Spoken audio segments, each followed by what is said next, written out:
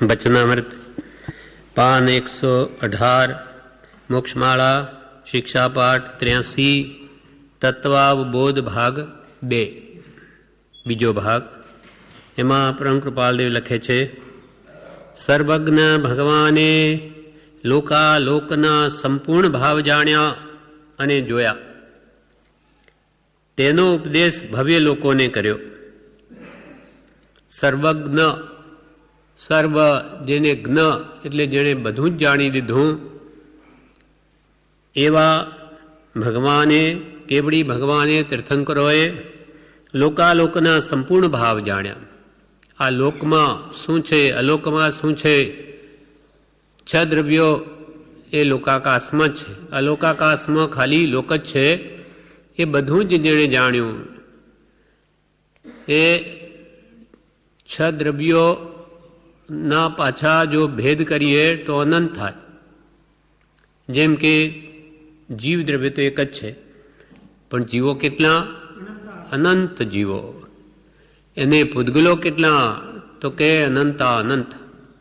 એ બધા જીવોના ગુણ અને એના પર્યાય, એની અવસ્થાઓ અનંત કાળ પહેલાં આપણા આત્માએ પ્રતિ સમયે કઈ જાતની અવસ્થા કરેલી અને ભવિષ્યમાં કેવી સ્થિતિ આપણી પ્રતિ સમયે થશે, એ બધું ભગવાનના જ્ઞાનમાં હસ્તામલકવત, હાથમાં આમળું લીધું હોય તો કેમ દેખાય, એમ ભગવાન કેવડીઓને કેવળ જ્ઞાનના વડે બધું એક સમયમાં દેખાય. અનંતા પૂદગલો, એના પરમાણુઓ ના શું ગુણો, એના પર્યાયો અનંત કાળ પહેલાં તો એ પણ ભગવાનના જ્ઞાનમાં દેખાય છે. એટલે સર્વજ્ઞ ભગવાને લોક અલોકના સંપૂર્ણ ભાવ જાણ્યા. દ્રવ્ય ગુણ પર્યાય બધું જ જાણ્યું અને જોયું. કેવળ જ્ઞાન વડે જાણ્યું અને કેવળ દર્શન વડે જોયું. કેમ કે જ્ઞાનાવર્ણ્ય સંપૂર્ણ ક્ષય થઈ ગયું. હવે એમના જ્ઞાનથી કોઈ પણ વસ્તુ જગતમાં બહાર છે જ નહીં, બધું જ જણાય છે. અને કેવળ દર્શન વડે, દર્શનાવણી કર્મનો સંપૂર્ણ ક્ષય થવાથી બધું જ દેખાય છે. આપણને કેમ દેખાય? ભગવાનને જ્ઞાન વડે બધું દેખાય. એટલે જ્ઞાન અપેક્ષાએ ભગવાન સર્વવ્યાપી છે. ભગવાનનું જ્ઞાન સર્વત્ર છે. ક્યાં નથી? તો કે બધે જ છે. તે વૈષ્ણવમાં વેદાંતમાં એમ કહેવાય કે ઈશ્વર તો બધે વ્યાપેલો છે, જળમય છે, ચેતનમય છે. ઈશ્વર એટલે એનું જ્ઞાન વ્યાપેલું. ઈશ્વર કોઈ ત્યાં બેઠો નથી, પણ એનું જ્ઞાન સર્વસ્થાને વ્યાપેલું છે. એટલે કે જ્ઞાન વડે ભગવાન સર્વવ્યાપક છે. એમ સર્વજ્ઞ ભગવાને લોકના સંપૂર્ણ ભાવ જાણ્યા અને જોયા. તેનો ઉપદેશ ભવ્ય લોકોને કર્યો. હવે ભગવાને તો અનંત જ્ઞાન વડે કરીને લોકાલોકના સ્વરૂપ વિશેના અનંત ભેદ જાણ્યા હતા, પરંતુ સામાન્ય માનવીઓને ઉપદેશથી શ્રેણીએ ચડવા મુખ્ય દેખાતા નવ પદાર્થ તેઓ દર્શાવ્યા. હવે ભગવાને તો એક એક દ્રવ્યના અનંત ગુણને અનંત પર્યાય જે જાણ્યા, એ કેવી રીતે જણાવી શકે? બની શકે જ નહીં. ભગવાને જેટલું જાણ્યું એનું અનંતાંશ પણ એના ઉપદેશમાં આવી શકે નહીં. અને એટલે કે છે કે લોકાલોકના સ્વરૂપના જે અનંત ભેદ ભગવાને અનંત જ્ઞાન વડે જાણ્યા. ભગવાને અનંત જ્ઞાન વડે કરીને લોક અલોકના સ્વરૂપ વિશેના અનંત ભેદ જાણ્યા હતા, પરંતુ સામાન્ય માનવીઓને, આપણા જેવાઓને ઉપદેશથી એ બધું જણાવી શકાય નહીં. એટલે પછી નવ આ તત્વ રૂપે એમને એનો ઉપદેશ કર્યો. એનો બધો સમાવેશ આમાં કરી અને આપણને એ વાત કેમ સમજાય એમ ઉપદેશી. પરંતુ સામાન્ય માનવીઓને ઉપદેશથી શ્રેણીએ ચડવા, એટલે ઉચ્ચ શ્રેણીએ ચડવા, પ્રત્યેક આત્માની ઉન્નતિ થવા, અથવા ઉર્ધ્વ ભૂમિકાએ બધા આત્મા ઉપર જઈ ને કેવળ જ્ઞાન પામે, એમ શ્રેણીએ ચડવા મુખ્ય દેખાતા નવ પદાર્થ, જીવ, અજીવ, આશ્રવ, સંબર, બંધ, મોક્ષ, નિર્જરા, પાપ અને પુણ્ય. આ નવ પદાર્થમાં આખા વિશ્વનું જ્ઞાન સમાવી દીધું. બધા જ દ્રવ્યો અને એના શું શું ભેદ છે એ સંક્ષેપમાં બધું જ નવ પદાર્થમાં આવી જાય છે. એવી ભગવાનના જ્ઞાનની ચમત્કૃતિ છે. શ્રેણીએ ચડવા મુખ્ય દેખાતા નવ પદાર્થ તેઓએ દર્શાવ્યા. એથી લોકાલોકના સર્વ ભાવનો એમાં સમાવેશ આવી જાય છે. લોકના અલોકના સર્વ ભાવનો સર્વ પદાર્થનો એમાં સમાવેશ થઈ જાય છે. નિર્ગ્રંથ પ્રવચનનો જે સૂક્ષ્મ બોધ છે તે તત્વદ્રષ્ટિએ નવ પદાર્થમાં સમાઈ જાય છે. નિર્ગ્રંથ પ્રવચન આખી દ્વાદ સાંગી જે ભગવંતી ઉપદેશી તેનો જે વિસ્તાર છે અથવા સૂક્ષ્મ બોધ છે એ બોધનું જે રહસ્ય છે તે તત્વની દ્રષ્ટિએ નવ તત્વમાં સમાઈ જાય છે. તાત્વિક દ્રષ્ટિએ જો જોઈએ તો કૃપાલ કે એ બધું નવ તત્વમાં સમાઈ જાય છે. તેમજ સઘળા ધર્મમતોના સૂક્ષ્મ વિચાર એ નવતત્વ વિજ્ઞાનના એક દેશમાં આવી જાય. એક દેશ, એક પ્રદેશની એક ભાગમાં, થોડા ભાગમાં ભગવાને જે આખું જ્ઞાન ઉપદેશ્યું એના થોડા જ ભાગમાં બધા ધર્મનો ઉપદેશ આવી જાય છે. કેમ તો કે એ બધા એકાંતિક મતો છે, એકાંતે બધું લીધું, જ્યારે ભગવાન તો સ્યાદવાદથી ઉપદેશ છે. અને ભગવાન એ જેટલું જાણ્યું એનો તો અનંતાંશ પણ એમણે નથી જાણ્યો. અર્થાત સૂક્ષ્મ એમનું જ્યાં સુધી જ્ઞાન પહોંચ્યું ત્યાં સુધી એને ઉપદેશ્યું, પણ એ બધા જ ધર્મોનો ઉપદેશ જે છે તે ભગવાનના ઉપદેશના તો એક દેશમાં એક ભાગમાં જ બધું આવી જાય છે. બધા જ ધર્મો વિતરાગના ધર્મ સિવાય. તેમજ સઘળા ધર્મ મતોના એટલે 6 દર્શનોના સૂક્ષ્મ વિચાર એમણે જે ભલે સૂક્ષ્મ વિચારો દર્શાવ્યા એ નવતત્વ વિજ્ઞાનના એક દેશમાં આવી જાય છે. નવતત્વ સંબંધી વિશેષ જ્ઞાન જે ભગવંતે ઉપદેશ્યું એના દેશમાં આવી જાય, એક ભાગમાં. આત્માની જે અનંત શક્તિઓ, હવે આપણને ભગવાને નવતત્વ સંબંધી જ્ઞાન શા માટે ઉપદેશ્યું એનું કારણ કે છે આત્માની જે અનંત શક્તિઓ ઢંકાઈ રહી છે.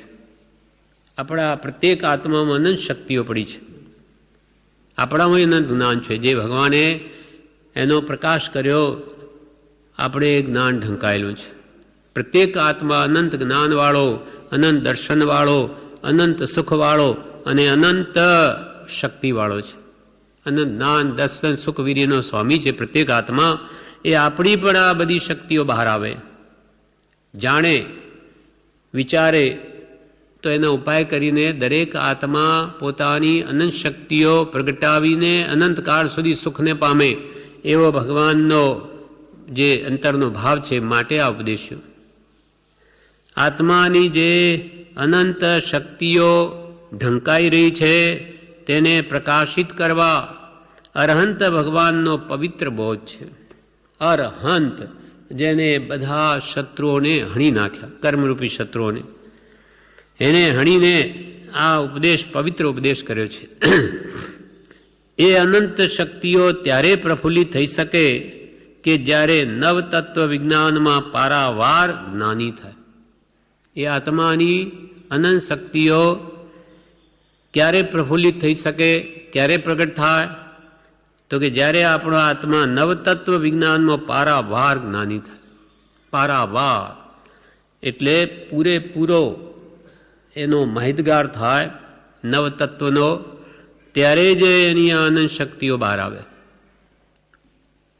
એ અનંત શક્તિઓ ત્યારે પ્રફુલ્લિત થઈ શકે કે જ્યારે નવતત્વ વિજ્ઞાનમાં પારાવાર જ્ઞાની થાય.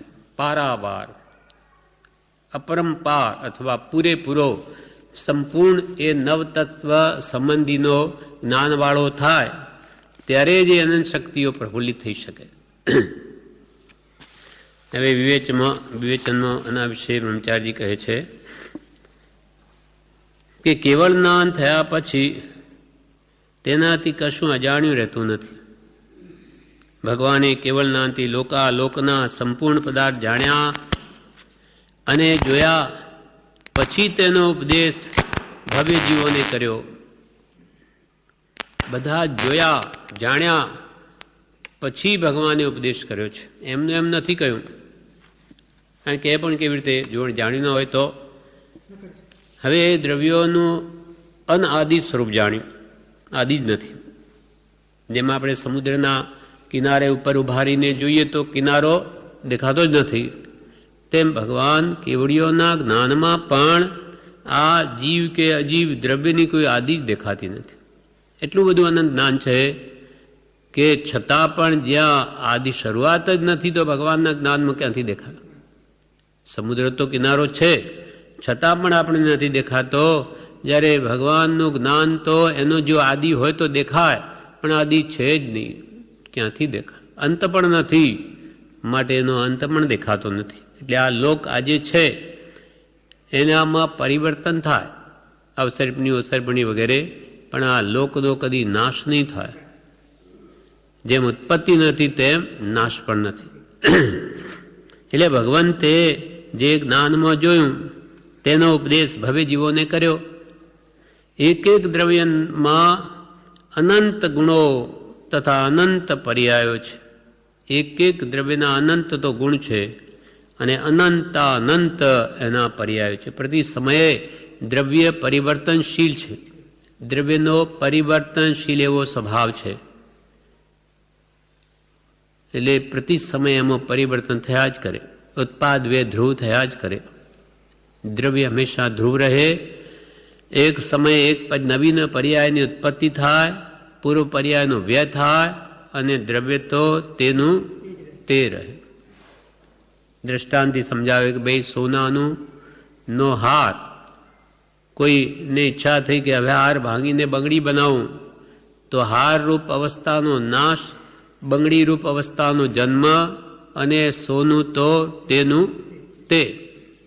તેવી જ રીતે આપણો આત્મા આજે મનુષ્યરૂપ પર્યાયમાં છે, પછી આયુષ્ય પૂરું થઈ મનુષ્યરૂપ પર્યાયનો નાશ, દેવરૂપ પર્યાયનો જન્મ ઉત્પત્તિ અને જીવ તો તેનો તે. ઉત્પાદ વે ધ્રુવ સત. સત દ્રવ્ય લક્ષણમ, દ્રવ્યનું લક્ષણ સત છે, એમાં ઉત્પાદ વે ધ્રુવ થયા જ કરે છે. એમ એક દ્રવ્યમાં અનંત ગુણો તથા અનંત પર્યાયો છે. એવા અનંત દ્રવ્ય, જીવ દ્રવ્ય કેટલા? અનંત. તો એવા અનંત દ્રવ્યના અનંત ભેદ ભગવાને જાણ્યા હતા. હવે કેવી રીતે કહી શકે કે એક સમય પહેલા એવી પર્યાય હતી, બીજી પર્યાય હતી, અનંત જેની આદિ નથી એવા બધા ભેદ જાણ્યા ભગવાને એમના ઉપદેશમાં કેવી રીતે જણાવી શકે? એટલે પછી પરંતુ સામાન્ય મતિશ્રુદ્ધ જ્ઞાનથી ગ્રહણ કરી શકાય. આપણા જેવા જીવો કંઈક બુદ્ધિ બળે સમજી શકે એવા મતિશ્રુદ્ધ જ્ઞાનથી ગ્રહણ કરી શકાય એવા ઉપદેશથી વિચાર શ્રેણીએ ચડવા. આપણે તત્વોને જાણીને કંઈક વિચાર કરી શકે એટલે વિચાર શ્રેણીએ ચઢવા મુખ્ય દેખાતા, એટલે મુખ્ય સમજવામાં આવતા નવ પદાર્થ અથવા નવ તત્વ તેઓએ દર્શાવ્યા કે ભાઈ આ નવ તત્વથી જીવ કંઈક દ્રષ્ટિ પહોંચાડી શકે એના મતિશ્રુદ્ધ જ્ઞાનથી. એટલે ભગવાને આ નવ તત્વ ઉપદેશ્યા. બધા જ્ઞાનને સમજવાની એક શ્રેણી રૂપ એક તત્વ નવ તત્વ છે. બધા જ્ઞાનને સમજવાની એક શ્રેણી રૂપ એ નવ તત્વ છે. બધા જ્ઞાનને કેવી રીતે સમજવું? તો કે એક શ્રેણીએ એક અપેક્ષા આ વાત સમજાવી છે. કેવી રીતે? જેમ કે જીવ કહેતા અનંતા અનંત જીવોના ગુણ પર્યાય સમજવામાં આવે. હવે એક એક જીવનો તો એક નાની જાણે ભેદ જે કર્મના આધીન છે એ ન વર્ણવી શકાય, પણ કે ભાઈ જીવ બધા એક સરખા છે, અનંતા જીવો છે. એવા જીવ દ્રવ્ય કહેતા અનંતા જીવ સમજી લેવા કે જીવો કેટલા? તો કે અનંતા મારા જેવા. બધાનો ગુણ શું? જ્ઞાન દર્શન. તો બધા જીવોમાં એનો જ છે, પણ એ કર્મને આધીન એમાં ફરક દેખાય. છતાં નિશ્ચયને મૂળ સ્વરૂપે જોતા બધા જીવો જ્ઞાન દર્શન વાળા જ છે. જેમ કે જીવ કહેતા અનંતા અનંત જીવોના ગુણ પર્યાય સમજવામાં આવે. અનેક જીવોના રોજે પર્યાયો થયા જ કરે છે. આજે આપણે મનુષ્ય પર્યાય એમાં પાછા કર્મને આધીન બધા જીવોના વિચાર જુદા, એમના મોઢા જુદા. આ બધું કેમ? કર્મને આધીન. કર્મ અનંત પ્રકારના, પ્રકૃતિઓ જુદી જુદી. જીવ દ્રવ્ય બધા એક જ છે, હા, પણ એની પર્યાય જુદી જુદી દેખાય આપણને. એમ પણ જીવ કહેતા એને કંઈ ખ્યાલ આવે કે આ જીવ દ્રવ્ય છે, જાણવા દેખવાવાળો. જેમ કે જીવ કહેતા અનંતા જીવોના ગુણ જ્ઞાન દર્શનમય પર્યાય પ્રતિ સમયે થઈ રહી છે.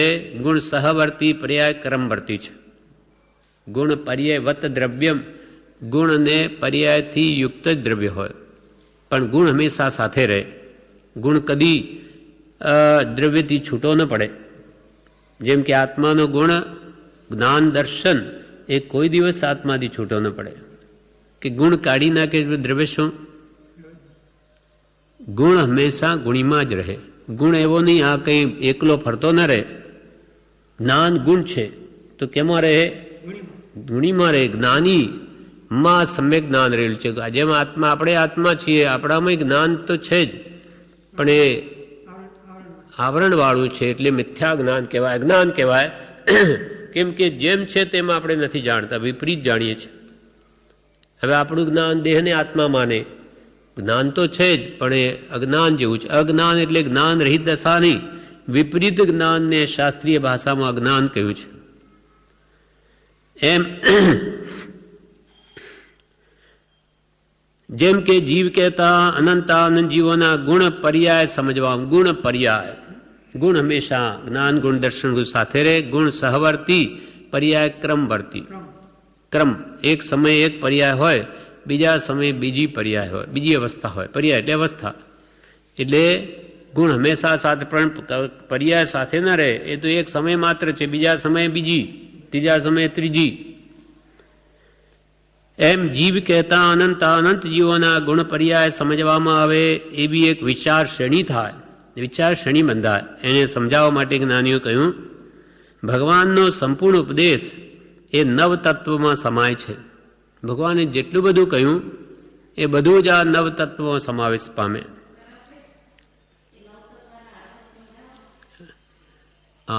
નવતત્વ કોને કહેવાય? જીવ તત્વ. પહેલું તત્વ શું? જીવ તત્વ.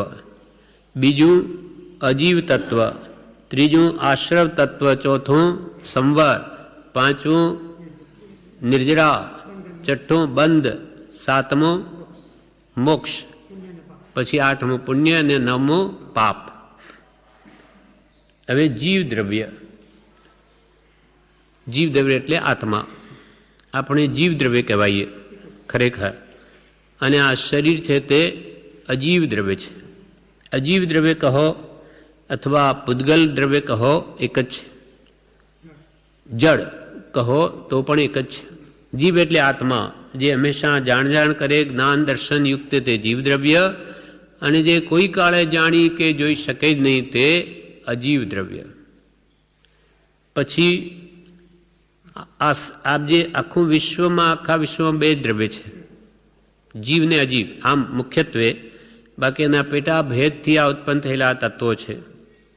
જીવ જો જીવ દ્રવ્ય પોતામાં રહે તો પછી કર્મનો આશ્રવ હોય નહીં. આશ્રવ હોય નહીં તો બંધ હોય નહીં. બંધ ન હોય તો નિર્જરાનો પ્રશ્ન નથી. બંધ અથવા આશ્રવ થાય છે માટે રોકવાનો પ્રયત્ન કરતા સંબર દ્રવ્ય થયું. અને કર્મ બંધાયા માટે અને કર્મોને છોડવા માટે મોક્ષ દ્રવ્ય થયું. પછી એ પાપ બંધ, પુણ્ય બંધ. પાપાશ્રવ, પુણ્યાશ્રવ. પણ મુખ્યત્વે બે દ્રવ્ય, જીવ દ્રવ્ય ને અજીવ દ્રવ્યનું બનેલું આખું વિશ્વ છે. કેમ કે બીજા બધા તત્વો છે ત્યાં બેના મિશ્રણથી ઉત્પન્ન થયેલા છે. જીવ ને અજીવ બે ભેગા થવાથી જ આશ્રવ થયેલા છે કર્મોના. એટલે ત્રીજું તત્વ જે આશ્રવ બન્યું તે જીવે અજીવને પોતાનું માની લીધું. આપણે અજીવના ઠેકાણે હમણાં શરીર જ સમજો. કેમ કે એ જળ દ્રવ્ય બે એક ઠેકાણે જ રહે, દૂધ અને પાણીની જેમ. જીવ અને અજીવ દ્રવ્ય, અજીવ એવું આ શરીર એક ક્ષેત્રાવગાહી સમજ છે. જેમ કે દૂધ હોય એમાં પાણી હોય તો કે પાણી હોય એમાં 80% ગાયના દૂધમાં પાણી જ છે. પણ આપણને તો દૂધ દેખાય, પાણી નથી દેખાતું.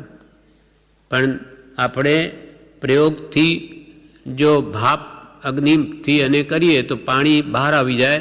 એને ભાપ થઈને જો લઈ લઈએ તો પાણી જુદું થઈ જાય અને દૂધની મલાઈ થઈ જાય અથવા પાવડર બની જાય. તો પાણી એમાં હતું તો બહાર આવ્યું. એમ આપણને ભલે દૂધ દેખાય પણ એમાં પાણી છે. એવી રીતે આપણને ભલે આ શરીર દેખાય પણ શરીરની અંદર આત્મા રહેલો જ છે. એક જ ક્ષેત્ર ઠેકાણ, જે આત્માના પ્રદેશો જ ઠેકાણે પૂતગલના પ્રદેશો છે. એટલે આપણને ભ્રાંતિ થઈ ગઈ છે. જેમ દૂધ દેખતા આપણને દૂધ લાગે, કોઈ કે એમાં પાણી ક્યાં છે, આ તો દૂધ છે. કેમ? ભ્રાંતિ, દેખાતું નથી, પાણી દેખાતું નથી. તેમાં શરીરમાં આત્મા દેખાતો નથી, માટે આ શરીરને જ આપણે આત્મા માનીએ છીએ, એ જ આત્મા છે. એ ભ્રાંતિને સમજાવવા માટે જ આ નવતત્વો છે, કે કોઈ રીતે પોતે પોતાના સ્વરૂપને સમજે, જીવને જીવ સમજે અને શરીરને શરીર સમજે. શરીર એટલે પૂતગલ, જડ, એને પોતાના આત્માથી ભિન્ન સમજે, અલગ સમજે. બસ આટલું જ સમજાવવું છે. આટલી વાત જો સમજાઈ જાય તો બધું સમજી ગયો. પોતાને જેણે આત્મા જાણ્યો તેણે સર્વ જાણ્યું, ને સર્વ જાણવાનું ફળ પણ એક આત્મા પ્રાપ્તિ છે. એટલે તમે આત્માને ઓળખો, એના માટે આ 7 તત્વો સમજાવે. એટલે પેલું જીવ તત્વ અને બીજું અજીવ તત્વ. આ શરીર એ અજીવ છે, જડ છે, એ કંઈ જાણી જોઈ શકે નહીં. મરદાનું અને ચેતન બે આપણે વિચાર કરીએ તો મરદું હોય, એનામાં આંખ હોય, નાક, કાન, હાથ, પગ બધું હોય, છતાં કોઈ ક્રિયા કરી શકે નહીં. કેમ કે ચેતન એવો આત્મા શરીરમાંથી નીકળી ગયો, એટલે અચેતન થયું, જડ તત્વ, એનું સ્વરૂપ બિલકુલ બહાર આવી ગયું. એટલે પ્રભુ શ્રી કે, પ્રભુ અમને તો આ બધા મરદા દેખાય. જ્ઞાનીઓની દ્રષ્ટિ દ્રવ્ય દ્રષ્ટિ, એટલે પહેલાં એમને આત્મા દેખાય કે આ હલનચલન શાને લઈને છે. એમના અંદરમાં ભેદ પડી ગયો, એટલે એમને બધું જુદું જણાય છે. ત્યારે આપણને ભેદ પડ્યો નથી, એટલે આપણે આપણા શરીરને આપણું સ્વરૂપ માનીએ, માટે બીજાને પણ બીજાનું સ્વરૂપ માનીએ છીએ. એટલે આપણને રાગદ્વેષ થાય છે. એટલે જીવ દ્રવ્ય, અજીવ દ્રવ્ય. પછી બેના મિશ્રણથી કર્મોનો આશ્રવ થયો. ત્રીજું તત્વ એ કેમ ઊભું થયું? તો કે આ શરીરને પોતાનું માની લીધું, શરીર મારું, અને એમાં પાછી 5 ઇન્દ્રિયો અને મન છે એ શરીરમાં ઉત્પન્ન થયેલા. એટલે ઇન્દ્રિયો પાછા પોતપોતાના વિષયોને ઈચ્છે, શબ્દ, રૂપ, રસ, ગંધ, સ્પર્શ. એટલે એ વિષયોને, સાધનોને મેળવું, એટલે એ પ્રત્યેને રાગ થઈ ગયો. રાગ, મોહ થાય. ખાવાની વસ્તુ મેળવું, જોવાનું, લાવવું, સંગીત કેમ મળે, અથવા આ સુગંધી, કોમળ સ્પર્શ વગેરે 5 ઇન્દ્રિયના વિષયો મેળવવા માટે રાગદ્વેષ આજીવ કરે. તેથી કર્મોનો આશ્રવ થાય છે. કર્મો આપણને ચોટે છે, કારમણ વર્ગણાઓ. આપણે જો રાગદ્વેષ ન કરીએ તો ન ચોટે. જેવા ભાવ થયા, હા, બધે જ છે, સર્વત્ર રહેલી છે. એટલે હા હા, જુઓ, બધે જ છે. હવે શરીર આપણું ત્યાં ગયું તો ત્યાં છે જ કારમણ વર્ગણાઓ. જેમ કે વિશ્વમાં આજે આપણે અમેરિકા વાત કરવી હોય તરત થાય, સેલફોન હમણાં જ અહીંયા બેઠા થાય. કેમ? તો કે અહીંયા એક દ્રવ્ય રહેલું છે સર્વત્ર. એ દ્રવ્ય આપણને ઠેઠ ત્યાં પહોંચાડી દે, આપણી અવાજને. પાછું એ જ અવાજ, ફલાણો ભાઈ બોલે એટલે એનો જ અવાજ આપણને ક્યાં દેખાય છે દ્રવ્ય? તેવી રીતે આપણને ક્યાં દેખાય કારમણ વર્ગણાઓ ક્યાં રહેલી? પણ સર્વત્ર છે. એટલે આ શરીરમાં છે, અહીંયાથી ગ્રહણ કરી લે. જેવા રાગદ્વેષ થયા કે આપણા આત્માના પ્રદેશો કંપાયમાન થાય, ધ્રુજે. એ જેવી ધ્રુજારી થઈ કે પ્રદેશો આત્માને ચોંટી જાય. અર્થાત એનો આવી રીતે સંબંધ થાય છે, નિમિત્ત નૈમિત્તિક. તેથી એ કારમણ વર્ગણાઓ ચોટેલી જ્યારે ઉદયમાં આવે ત્યારે આપણને સુખ દુઃખનો અનુભવ કરાવે. સમય પાકે નિર્જરી જાય સુખ દુઃખ આપીને. એટલે એ કર્મોનો આશ્રવ થાય છે. એટલે આ તત્વો વડે આપણને જણાવાય છે ભગવાન કે તું રાગદ્વેષ કરીશમાં, નહીં તો તને આ કર્મો કારમણ વર્ગણાઓ ચોટશે, અને એ જ્યારે ઉદયમાં આવશે ને ત્યારે તને દુઃખ આપશે. માટે આ ત્રીજું આશ્રવ તત્વ આ બેના મિશ્રણથી જ ઊભું થયેલું. માટે કે તું કર્મોનો આશ્રવ કર્મ, તો શું કરવું? સંબર કર. એ આવતા કર્મોને રોક. કેવી રીતે રોકવા? તો કે રાગ દ્વેષ જે અજ્ઞાન વડે થઈ રહ્યા એ કરીશ નહીં. કરીશમાં તો તને આ કર્મો નહીં આવે તારા ભણી. કેવડી ભગવાન આ સંસારમાં જ રહેલા હોવા છતાં રાગદ્વેષ કરતા નથી, માટે એમનો આત્મા બંધાતો નથી. એટલે આવતા કર્મોને રાગદ્વેષ નહીં કરીને રોકવા, તે સંબર તત્વ થયું. ચોથું, આ કર્મો આવે છે માટે આશ્રવ, ને આ રોકવા પડે માટે સંબર. બે જુદા જ હોય તો પ્રશ્ન નથી, પણ આ બે ભેગા છે ત્યાં બધો પેલું કહેવાય એકડે એક પણ બગડે બે, બે થાય તે બગડે બધું. એને જીવે પૂતગલમાં મારાપણું માની લીધું, અજીવમાં દેહમાં આત્મબુદ્ધિ કરી લીધી એટલે બધું બગડ્યું. એટલે કર્મોના આશ્રવ થયા. તો કે હવે કર્મોને રોકો, નહીં તો તમારા શુદ્ધ સ્વભાવમાં નહીં આવી શકો. એટલે થયું સંવર તત્વ, જીવ અજીવ આશ્રવ સંભાર. પછી જે કર્મો આપણા તરફ આવ્યા એ શું થાય? બનો બંધ થાય. શાથી બંધ થાય? કષાયથી બંધ થાય. આપણા અંદર ક્રોધ, માન, માયા, લોભાદી જે કષાય ભાવો છે એને લઈને બંધ થાય. મન, વચન, કાયાના યોગથી તે કર્મો આવે અને કષાય ભાવ હોય તો બંધાય, કષાય ભાવ ન હોય તો ન બંધાય. આપણા અંદર કષાયની કેવી તીવ્રતા છે એ પ્રમાણે બંધ અધિકો ઓછો પડે. કષાય તીવ્ર તો વિશેષ ગાઢા કર્મ બંધાય. એની સ્થિતિ પણ અનુભાગને રસ વધારે પડે, સ્થિતિ પણ લાંબી પડે. એટલે મહાપુરુષો કે કષાય કરોમાં, નહીં તો એ કર્મ તમને નિકાચિત બંધ પણ થઈ શકે કે જે ભોગવીએ જ છૂટકો, જ્ઞાન ધ્યાનથી નહીં ખપે. એટલે ત્રીજું આશ્રવ તત્વ, હવે એને સંવર વડે રોકવું. પછી બંધ તત્વ કે ભાઈ એ કષાયથી તમને કર્મો બંધાઈ જશે. ભગવાન તીર્થંકરોને કર્મો આવે પણ કશાય ભાવ નથી, કેમ કે મન વચન કાયને યોગ છે ભગવાનને, એટલે કર્મો આવે પણ બંધાય નહીં. કેમ કે એક સમય આવે, બીજા સમય તો ભોગવાઈ અને ત્રીજા સમય તો ખરી જ જાય. હા, અબંધ જેવા છે. ઇરિયાપથિક એ બંધ છે, સાંપ્રદાયિક બંધ નથી. માટે તમે પણ કે જ્ઞાન ધ્યાનમાં રહી એ વિશેષ રાગદ્વેષમાં જાઓમાં તો એ કર્મો તમને બંધાશે નહીં. હલનચલન શરીરનું થાય એટલે કર્મો તો આવે, મન વચન કાયને યોગાત બંધ, પણ એ યોગમાં આશ્રવનું કારણ ખાસ યોગ છે, પણ કષાયથી બંધ પડે છે. હવે જીવ અજીવ આશ્રવ સંભાર બંધ નિર્જરા. હવે જે પૂર્વે કર્મો બંધાઈ ગયેલા તેનું શું કરવું? તો કે ભાઈ એને હવે જ્ઞાન ધ્યાનથી ખપાવો, એને દૂર કરો, નવા ન બાંધો. જેમ કે એક પાણીનો હોજ છે, એમાં પહેલાં તો પાણી આવી ગયું અને કે ભાઈ હવે હોજ ખાલી કરો, તો સૌથી પહેલાં નવું પાણી જે આવે છે એને બંધ કરો, એટલે ડાટા મારી દો.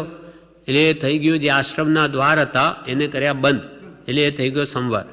પણ એ પહેલાંનું પાણી અંદર પડ્યું છે એનું શું? તો એને હવે બહાર ઉલેચો, ભરી ભરીને ફેંકો બહાર કે પંપ વડે, એનું નામ નિર્જરા.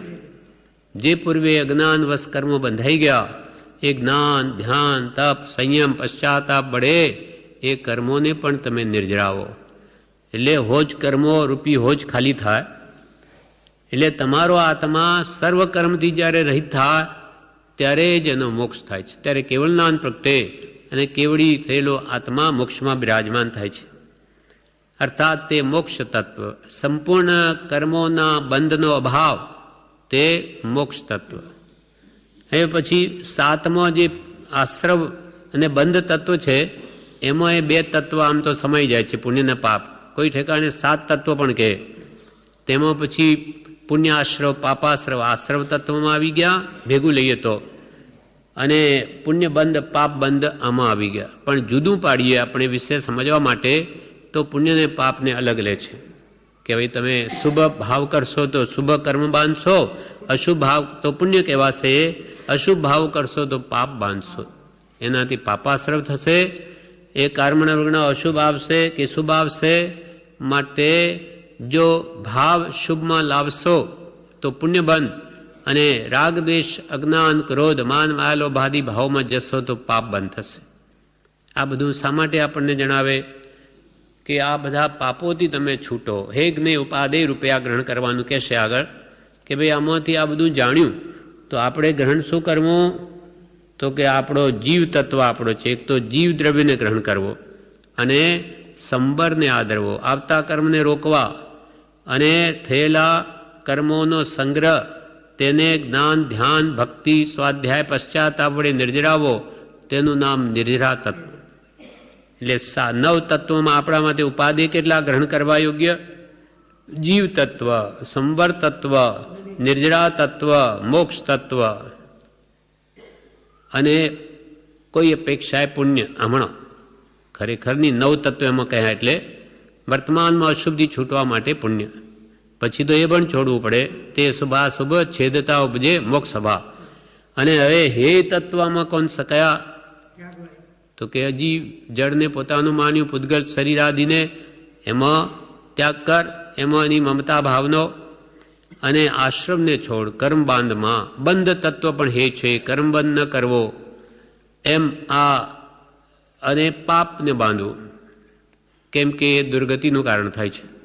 આવી રીતે હે જ્ઞેય ઉપાધિ રૂપે નવ તત્વને જાણી ત્યાગવા એક તત્વોને ત્યાગવા અને ગ્રહણ કરવા યોગ્ય તત્વોને ગ્રહણ કરવા, કે જેથી સરવાળે જીવ મોક્ષને પામે છે. સર્વ પ્રકારના દુઃખોથી તે મુક્ત થાય છે. આ નવ તત્વ છે ને એનો પ્રયોજન માત્ર શાશ્વત સુખ શાંતિ આપણને મળે એના માટે આ ભગવંતે ઉપદેશ્યું છે. બે સમજાવવા માટે કૃપાલ અહીંયા 17 પાઠ લખશે. જો કે બધા શાસ્ત્રો જે છે તે આને જ સમજાવવું છે, જીવ તત્વને. એના માટે જ બધા ઉપદેશ્યા અનેક પ્રકારે, અનેક નય નિક્ષેપ પ્રમાણથી અનેક રીતે મહાપુરુષોએ સમજાવ્યું કે કોઈ રીતે આ તત્વને સમજે કે પોતે આત્મ તત્વ છે અને જે કંઈ પણ દેખાય તેને તું મારું માને છે પણ તારું નથી. પરને પરમાન, સ્વને સ્વમાન, એના માટે આ બધા તત્વોનો ઉપદેશ છે. હવે અહીંયા આગળ કે છે કે જીવ કહેતા અનંત જીવોના ગુણ પર્યાય સમજવામાં આવે એવી એક વિચાર શ્રેણી થાય. એ રીતે લોકના સર્વભાવ નવ તત્વમાં સમાવી દીધા છે. ભગવાનનો સંપૂર્ણ ઉપદેશ એ નવ તત્વમાં સમાય છે. સંપૂર્ણ ઉપદેશ ભગવાનનો નવ તત્વમાં સમાય છે. અન્ય દર્શનોના સઘળા તત્વ વિચારે નવ તત્વના એક દેશમાં, એટલે એના થોડા ભાગમાં જ આવી જાય છે. એ નવ તત્વને આધારે વિચારતા આત્માની અનંત શક્તિઓ પ્રકાશિત થાય છે. આપણને જ્યારે ખબર પડે કે હું આત્મા છું અને મારામાં તો અનંત જ્ઞાન, અહીંયા બેઠો આખું વિશ્વ જાણી શકું, જોઈ શકું અને અનંત સુખ અનુભવી શકું, અને અનંત શક્તિઓ મારામાં અંતરાય કર્મના ક્ષતિ પ્રગટે, એ બધું જાણીએ આપણે, તો પછી કે હો આવી શક્તિઓ મારામાં જ હું ભગવાન બની શકું, તો કંઈક એનો પ્રયત્ન કરે, પુરુષાર્થ કરે. શું ઉપાય છે? એટલા માટે કહે છે કે તમારામાં અનંત શક્તિઓ પડી છે એ તમે જાણશો તો તમારો પણ ભાવ થશે કે હું પણ એ શક્તિઓને પ્રગટાવું. એના માટે કે છે તમારી અનંત શક્તિઓ પ્રકાશિત થાય એ નવ તત્વના આધારે માટે ઉપદેશ કરીએ છીએ. તમે જાણશો તો પાપને છોડશો ને પુણ્યને આદરશો. પણ પાપ પુણ્યની ખબર નહીં હોય તો શું કરો? વિશ્વમાં મોટે ભાગે જીવો પાપમાં પ્રવૃત્તિ કરે એને કોઈ ભાન જ નથી. અનારે દેશોમાં કે ભાઈ જીવ હિંસા એ મહાપાપ છે એનું એને જ્ઞાન જ નથી, કાંઈ જ ખબર નથી. ખબર હોય અને કંઈક ઉત્તમ સંસ્કારો હોય તો એ પાપથી પાછો હટે, કરે જ નહીં.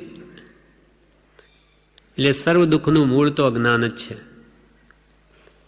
એ નવતત્વનું સંપૂર્ણ જ્ઞાન થવા દ્વાદશાંગીનું પ્રયોજન છે. આખી ભગવાને દ્વાદશાંગી રખી, 12 અંગ લખ્યા, રચ્યા, ઉપદેશ્યા ભગવાને, ગણધરોએ રચ્યા. તો એનું પ્રયોજન શું? શા માટે ભગવાને આટલો બધો ઉપદેશ આપ્યો અને ગણધરોએ આટલું બધું લખ્યું? તો કે આ નવ તત્વો તમને સમજાવવા, જીવ તત્વને અજીવ તત્વને સમજાવવા. તો કે અમે આત્મા છીએ તો અમે આત્માનું જ અમને જ્ઞાન આપવું, તો અમને શું કામ આ જળ દ્રવ્યનું જ્ઞાન આપ્યું? અમને આ શરીર આદિ બધું જળ છે એનું અમારે શું જરૂર છે? અમારે થોડું જ જળમાં રહેવું છે. તો કે તે જળને પોતાનું સ્વરૂપ માની બેઠો છે, શરીરને તું તારું સ્વરૂપ માની બેઠો. મારે માટે તને શરીરનું પહેલા સ્વરૂપ જણાવવું પડે. પૂદગલ જ્ઞાન પ્રથમ લે જાણ, નરદેહ પછી પામે ધ્યાન. પૂદગલ જ્ઞાન પ્રથમ લે જાણ, નરદેહ પછી પામે ધ્યાન. તો કે મારે તો જીવ દ્રવ્યનું જ્ઞાન મેળવવું છે, આ પૂદગલનું જ્ઞાન મારે શી જરૂર? તો કે પહેલા જાણ, પછી નરદેહ તો પામે ધ્યાન તારા સ્વરૂપનું. પહેલા તું આ દેહને જ મારું માની બેઠો છે, એ તારી માન્યતા કેવી રીતે હટે? આ દેહ તો મળમૂત્રની ખાણ છે, રોગ જરાનું ઘર છે, આમાં છે ભરેલું શું? એ જ્યાં સુધી તું જાણે નહીં કે આ હાડ માંસનું પૂતળું એ તું નહીં, તો હું કોણ? તો તું દેહાદિ સ્વરૂપ નહીં, દેહ સ્ત્રી પુત્રાદિ તારા નહીં, તો હું કોણ? તો કે શુદ્ધ ચૈતન્ય સ્વરૂપ અવિનાશી હું આત્મા છું. આ બધું જાણે તો એ જીવ પાછળ હટી શકે, નહીં તો કેવી રીતે હટે? એ નવતત્વનું જ્ઞાન સંપૂર્ણ થવા માટે ભગવાને આખી દ્વાદશાંગી ઉપદેશી. આ એનું પ્રયોજન છે. તે અંગો ભિન્ન ભિન્ન પ્રકારે નવતત્વનો બોધ કરે. ભગવાનના એટલા બધા શાસ્ત્રો, એ પણ કોઈ પણ એક જીવ તત્વનું કોઈમાં વર્ણન મુખ્યતા હોય, કોઈમાં અજીવનું હોય, કોઈમાં પાપ કેમ બંધાય, પુણ્ય કેમ, અથવા કોઈ પણ વાત હોય નવતત્વ સંબંધી જ હોય. તે અંગો ભિન્ન ભિન્ન પ્રકારે નવતત્વનો બોધ કરે છે. સૂક્ષ્મ દ્વાદશાંગી એટલે દ્વાદશાંગીનું રહસ્ય એ નવતત્વ સ્વરૂપ જ્ઞાનમાં પારંગત થવામાં મદદરૂપ છે. આખી દ્વાદશાંગી એ આપણને આપણા નવ આત્મા સંબંધી જ્ઞાનમાં પારંગત થવામાં સહાયરૂપ છે, મદદ કરે, આપણને બતાવે કે ભાઈ તારું તો આ સ્વરૂપ, આ તારું હોઈ ન શકે. એમ આખી દ્વાદશાંગીનું રહસ્ય, સૂક્ષ્મ દ્વાદશાંગીનું રહસ્ય નવતત્વ સ્વરૂપ જ્ઞાનમાં પારંગત થવામાં મદદરૂપ છે. બધા અંગો શાસ્ત્રો એ નવતત્વના વિસ્તાર રૂપ છે. બધા જ શાસ્ત્રો નવતત્વનો જ વિસ્તાર છે. બીજું શું બતાવે? આખું વિશ્વમાં જ નવતત્વ જ છે, સિવાય આખું વિશ્વમાં કંઈ છે જ નહીં. એટલે બધા શાસ્ત્રો એ નવતત્વના વિસ્તાર રૂપ છે. નવતત્વને સંપૂર્ણ જાણે તે સર્વજ્ઞ થાય. નવતત્વને સંપૂર્ણ જાણે તે સર્વજ્ઞ થાય, કેવડી થાય. એટલે કૃપાલદેવ એ જ કહે છે સૂક્ષ્મ દ્વાદશાંગી. હવે કૃપાલદેવ કહે છે સૂક્ષ્મ દ્વાદશાંગી જ્ઞાન પણ એ નવતત્વ સ્વરૂપ જ્ઞાનને સહાયરૂપ છે. ભિન્ન ભિન્ન પ્રકારે એ નવતત્વ સ્વરૂપ જ્ઞાનનો બોધ કરે છે. આખી દ્વાદશાંગી જુદી જુદી રીતે નવતત્વને સમજાવે. એથી આ નિશંક માનવા યોગી છે કે નવતત્વ જેણે અનંત ભાવ ભેદે જાણ્યા તે સર્વજ્ઞને સર્વદર્શી થયો. કૃપાલદેવ શું કહે? નિશંક માનવું, એમાં શંકા રાખવી નહીં, કે જેણે નવતત્વ અનંત ભાવ ભેદે જાણ્યા તે સર્વજ્ઞ થયો, સર્વદર્શી થયો, કેવડી થયો. પણ અનંત ભાવ ભેદ કોણ જાણી શકે? કેવડી જ જાણી શકે. પ્રત્યેક દ્રવ્યનું ગુણ અને એના જે અનંતા પર્યાય છે તે કોણ જાણી શકે? સર્વજ્ઞ જ જાણે, કેવડી જ જાણે. માટે જેણે કે બધા દ્રવ્યો નવતત્વને અનંત ભાવ ભેદે જેણે જાણ્યા, એ પદાર્થના ભેદ એટલે પ્રકાર અનંત, અનંત ગુણ, અનંત પર્યાય, દ્રવ્ય ગુણ પર્યાય બધા જેણે જાણ્યા તે તો સર્વજ્ઞ થઈ ગયો અથવા સર્વદર્શી થઈ ગયો, નાની, કેવળ નાની થઈ ગયો. એ નવતત્વ ત્રિપદીના ભાવે લેવાયું છે. એ નવતત્વ કેવી રીતે વિચારવા? હે જ્ઞેય અને ઉપાદે રૂપે. એટલે ત્યાગ કરવા યોગ્ય, જાણવા યોગ્ય ને ગ્રહણ કરવા યોગ્ય, એમ ત્રણ ભેદે નવતત્વ સ્વરૂપના વિચારમાં રહેલા છે. આખા નવતત્વ છે, એમાં મારે કયું તત્વ ગ્રહણ કરવું? તો કે તારે જીવ તત્વ અને આ બાંધેલા કર્મોને હવે છોડવા છે. માટે આવતા બંધ કર્મ, નવા કર્મ એટલે સંબર તત્વ બંધાઈ ગયેલા એને હવે અંદરથી જ્ઞાન ધ્યાન વડે ખપાવે. નિર્જરા તત્વ આ બધા ગ્રહણ કરવા યોગ્ય. અને મોક્ષ તત્વ, જીવ તત્વ પોતે જ છે. એટલે એમાંથી આ ચાર તત્વો તો ગ્રહણ કરવા યોગ્ય છે. અને 5 તત્વો હે છે: આશ્રવ, બંધ, પુણ્ય, પાપ ને અજીવ. એમાં પુણ્ય પહેલા હમણાં, પછી અંતે તો એ પણ ત્યાગવું પડે છે. એટલે વિવેચનમાં કહે છે ત્રિપદી 2 પ્રકારે લેવી. હે જ્ઞેય ઉપાધિ રૂપે અથવા ઉત્પાદ વે ધ્રુવ, 2 પ્રકારે ત્રિપદી છે. 3 પચ્યા પોતાને ઉપકારી થાય એ અપેક્ષાએ એ નવતત્વોમાંથી કયા તત્વ હે છે એટલે કે તજવા યોગ્ય છે, કયા તત્વ ઉપાદે એટલે ગ્રહણ કરવા યોગ્ય છે તે વિચારવું. અને જ્ઞેય તો બધા તત્વ છે જ. જે ત્યાગવું છે એ પણ જાણવું તો જરૂરી છે. જે હે છે તે પણ જાણવું જોઈએ. કેમ કે ત્યાગવા યોગ્ય વસ્તુ ન જાણી હોય તો કોઈ વખત તેનું ગ્રહણ પણ થઈ જાય. એમ કે ઝેર મારે ક્યાં પીવું છે, મારે જાણીને શું કરવું છે? તો કે તું કોઈ વખત ન જાણે ને તો ઝેર પીવાઈ જશે અમૃતના ઠેકાણે. એમ ત્યાગવા યોગ્ય વસ્તુને પણ જાણવી જરૂરી છે. ઉત્પાદ વે ધ્રુવ એ ત્રિપદી પદાર્થનું સ્વરૂપ સમજવા માટે છે. પદાર્થનું વાસ્તવિક સ્વરૂપ જે અનંત ગુણ ધર્માત્મક પ્રતિક દ્રવ્ય છે, પ્રત્યેક દ્રવ્યમાં અનંત ગુણ છે, એ જાણવા માટે પણ આ ઉત્પાદ વે ધ્રુવનું સ્વરૂપ સમજવા યોગ્ય છે. પ્રશ્ન કરે છે કૃપાલદેવ જણાવે, જે ત્યાગવા રૂપ છે તેને જાણીને કરવું શું? જે ગામ ન જવું તેનો માર્ગ શા માટે પૂછવો? અમારે તો ક્યાંય જવું નથી, અમારે તો મુંબઈ જવું છે, અમારે સુરત બરોડા, અમારે જાણીને શું કરવું છે? તો એના માટે કહે છે જે ત્યાગવા રૂપ છે તેને જાણીને કરવું શું? કૃપાલદેવ પોતે જ પ્રશ્ન કરીને જવાબ આપે કે જે ગામ ન જવું તેનો માર્ગ શા માટે પૂછવો? અમારે જે ગામે જવું જ નથી તો એનો માર્ગ શા માટે પૂછવો?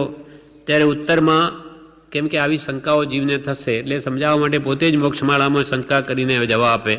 ઉત્તર, એ તમારી શંકા સહજમાં સમાધાન થઈ શકે તેવી છે. ત્યાગવા રૂપ પણ જાણવા અવશ્ય છે. ત્યાગવા રૂપ પણ જાણવા અવશ્ય છે, જરૂર ના છે. સર્વજ્ઞ પણ સર્વ પ્રકારના પ્રપંચને જાણી રહ્યા છે. ત્યાગવા રૂપ વસ્તુને જાણવાનું કે સર્વજ્ઞ ભગવાન પણ બધો આ પ્રપંચ શું થઈ રહ્યો જાણી રહ્યા છે. ત્યાગવા રૂપ વસ્તુને જાણવાનું મૂળ તત્વ આ છે કે જો તે જાણી ન હોય તો અત્યાજ્ય ગણી કોઈ વખત સેવી જવાય. કે ભાઈ ત્યાગવા યોગ્ય વસ્તુને ન જાણી હોય, જેમ કે કંદમૂળ વગેરેમાં હિંસા છે, પાપ છે, એ આપણે જો ન જાણીએ તો ખવાઈ જવાય. આવે તો કે આપણે એમાં શું, આ ખાવાની વસ્તુ જ છે. એમ ત્યાગવા એક વસ્તુ પણ એનું પણ સેવન થઈ જાય.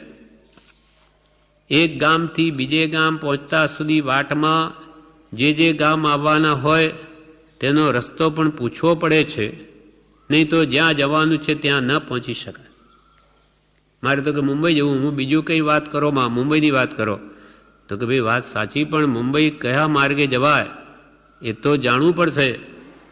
અહીંયાથી બરોડા આવશે, પછી સુરત આવશે, વાપી આવશે, વલસાડ, આ બધું આવશે, પણ તમારે જાણવું કે આમ થઈને જવાય. એનો અર્થ આ નહીં કે બરોડા કે સુરત આવ્યું ત્યાં જ રોકાઈ જઈએ. જાણવું જરૂર, ત્યાં રોકાવું નહીં. તેમ એ ગામ, તેમ પાપાદિક એ ગામ જેમ પૂછ્યા પણ ત્યાં વાસ કર્યો નહીં કે ભાઈ આ રીતે રસ્તો છે, પૂછી લીધું પણ એના કરે કંઈ સુરત કે ત્યાં વચ્ચે કંઈ રહી ગયા નહીં કે ભાઈ આપણે તો મુંબઈ જવું છે. તેમ પાપાદિક તત્વો જાણવા પણ ગ્રહણ કરવા નહીં. પાપ શું પુણ્ય શું એ બધું જાણવું ખરા, પણ પાપ ગ્રહણ કરવા માટે નહીં, પણ ભૂલમાં ગ્રહણ નહીં થઈ જાય તેના માટે પાપાદિક તત્વો પણ જાણવા પણ ગ્રહણ કરવા નહીં. જેમ વાટમાં આવતા ગામનો ત્યાગ કર્યો તેમ તેનો પણ ત્યાગ કરવો અવશ્યનો છે. જાણવા જરૂર પાપના કારણો કયા છે, મતલબ એનો અર્થ એમ નહીં કે તે આચરવા, પણ ત્યાગવા યોગ્ય એવા પાપને ત્યાગવા અને ગ્રહણ કરવા યોગ્યને ગ્રહણ કરવા. તો આવી રીતે આ પાઠ પૂરો થયો. બીજો એટલે નવતત્વ સંબંધીનું જ્ઞાન આપણા આત્માની શુદ્ધિ માટે છે. કેમ કે જાણ્યા વગર તો કોઈ કેવી રીતે શુદ્ધ થઈ શકે? એટલા માટે નવે તત્વનું જ્ઞાન ખૂબ જ પ્રયોજનભૂત છે. એ જાણ્યા વગર તો કોઈ કાળે જીવ સર્વ પાપથી મુક્ત થઈ શકે નહીં અને એનો મોક્ષ થાય નહીં. એના માટે કૃપાલદેવે કે સર્વ શાસ્ત્રો જ જેના માટે છે, એટલે કૃપાલદેવે પણ એના મોક્ષમાળાના 108 પાઠમાં 17 પાઠ લખ્યા છે. તત્વાબોધ ભાગ 17, જેનો આ બીજો ભાગ આજે આપણે પૂરો કર્યો. હજુ 15 ભાગ બાકી છે, એટલે ત્રીજો ભાગ આવતીકાલે લઈશું.